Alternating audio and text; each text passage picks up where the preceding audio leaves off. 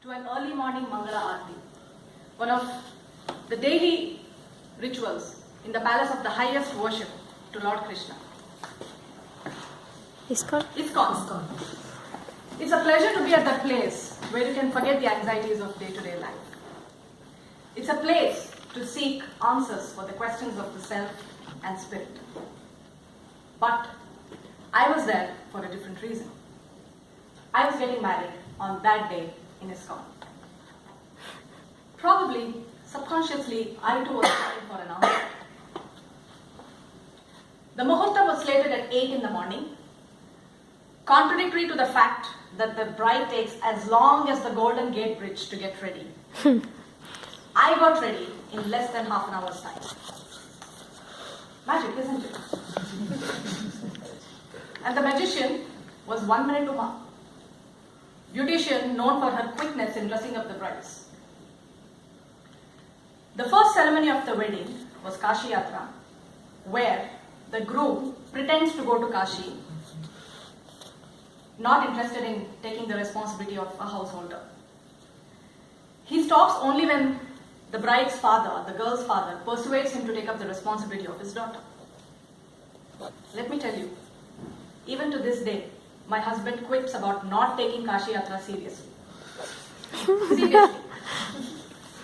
Later, the groom heads towards the wedding mandap where the bride receives him. Draped in an off-white Kanjivaram silk sari with orange border, adorned with mango motif, I tried to look at the groom from the corner of my eye.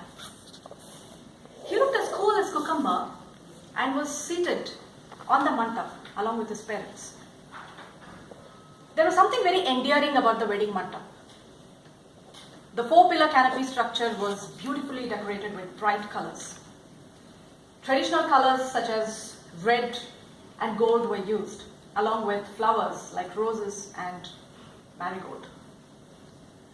The LED lighting gave a catchy look to the mandap. In the backdrop, Nadaswaram was belted out to signify the time of the knot. After chanting few mantras, we exchanged garlands as a gesture in acceptance of each other and a pledge to respect one another. The Jaimala was followed by Kanyadam, where my father placed my hands in the groom's hands, requesting him to accept his daughter as an equal partner. Holding hands together, we offered crushed sandalwood, herbs, sugar rice, and oil to the ceremonial fire. Even before I knew it, the moment had arrived. The time of the knot. The time of Mangal Sutra marked our wedding, and I officially became my husband's wife. Apparently, a Hindu wedding is a long and an elaborate one, but ours was kept very short and we followed just the basic rules of Hindu wedding, keeping in mind that both of us are from different communities. But for my impatient husband, who was never used to rituals, less was already more.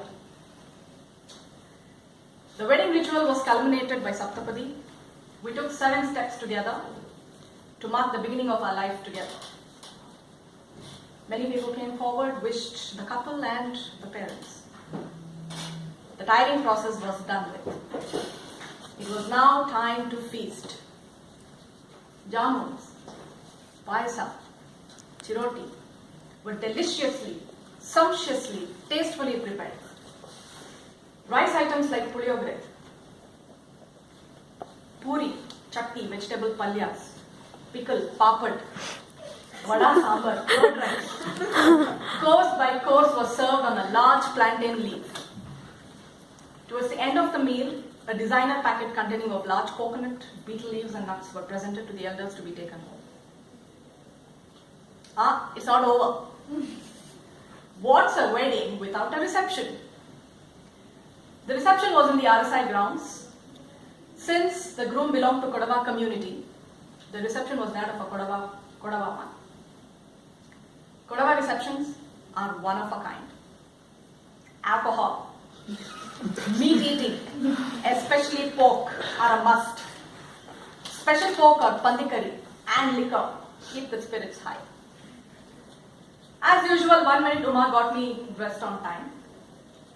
Looking sharp in his grey suit, my husband escorted me to another flower-bedded stage. In Coog, it's customary that the couple touch the feet of elders. Mind you, all the elders on the stage. After touching about 200, 300 feet, I got into an autopilot and started touching my friend's feet as well. However, there was a lady on the dais who was very friendly towards me because her son studied in the same college that I did. So after we got off the stage and were mixing with the crowds, I happened to bump into her and asked her politely, "Did you have dinner?" For which she looked surprised and asked me, "Have we met before?" I sheepishly admitted that I was the bride.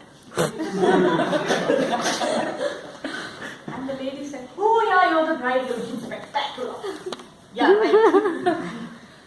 So either the lady had short-term memory loss or I was looking less than a bride.